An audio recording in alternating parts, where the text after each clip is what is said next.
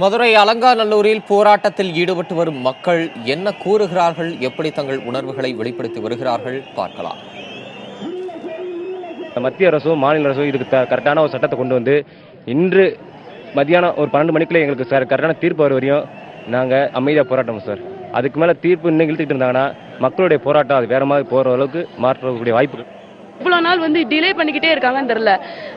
பன்னீர்செல்வம் அந்த ஹானரபிள் இது சீஃப் மினிஸ்டர்னு சொல்றோம், அவர் வரமாட்டாரு. இங்க ஊர்ல எல்லாம் டெல்லியில இருக்கேன்றாரு. அதெல்லாம் எங்களால ஏத்துக்கிறவே முடியல. தயவு செய்து மக்கள் முன்னாடி பேசி ஒரு நல்ல முடிவு தெரிவிக்கிறதுக்காண்டி காத்துக்கிட்டு இருக்கோம். நாங்கள் கேட்பது ஒன்றே ஒன்றுதான், அவசர சட்டம் வேண்டாம், நிரந்தர தீர்வு கொண்டு வாருங்கள். ஜல்லிக்கட்டுக்கு இருக்கக்கூடிய தடையை நிரந்தரமாக நீக்குங்கள். ஆண்டுதோறும் ஜல்லிக்கட்டு நடைபெறுவதற்கு தமிழக அரசு உறுதுணையாக இருக்க வேண்டும் என்று இந்த இளைஞர்களின் சார்பாக மாண்புமிகு தமிழக முதலமைச்சர் அவர்களுக்கு கோரிக்கை வைக்கிறேன். உணர்வுகளுக்கு மரியாதை கொடுத்து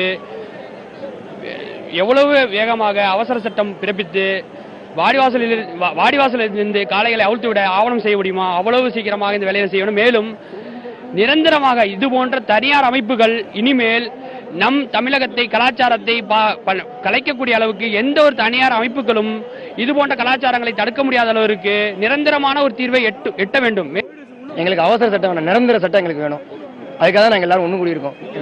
அதாவது அவசர சட்டம் தேவையில்லை, நிபந்தனை இல்லாத ஜல்லிக்கட்டு நடத்தணும்.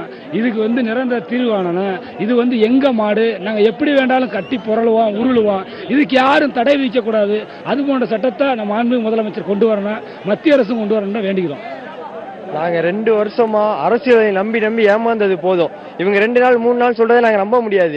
இந்த ஜல்லிக்கட்டு இங்கே நடக்கிற வரைக்கும் நாங்கள் இங்கே தான் உட்காந்துருப்போம். வாடிவாசலுக்கு மாடு வர்ற வரைக்கும் நாங்கள் இங்கே தான் உட்காந்துருப்போம், எங்கேயும் போக மாட்டோம். 2 நாள் 3 நாள்ல சட்டம் இயற்றப்படும் சொல்றது எங்களுக்கு சுத்தமான நம்பிக்கை இதில் இல்லை. உடனடியாக சட்டம் இயற்றி உடனடியாக ஜல்லிக்கட்டு நடத்தே ஆகணும். நடத்துற வரைக்கும் இங்க இருந்து போராட்டத்தில் யாரும் கலைஞ்சு போற மாதிரியே இல்லை. எல்லாரும் போராட்டத்தில் உறுதியாகவே இருக்கும்.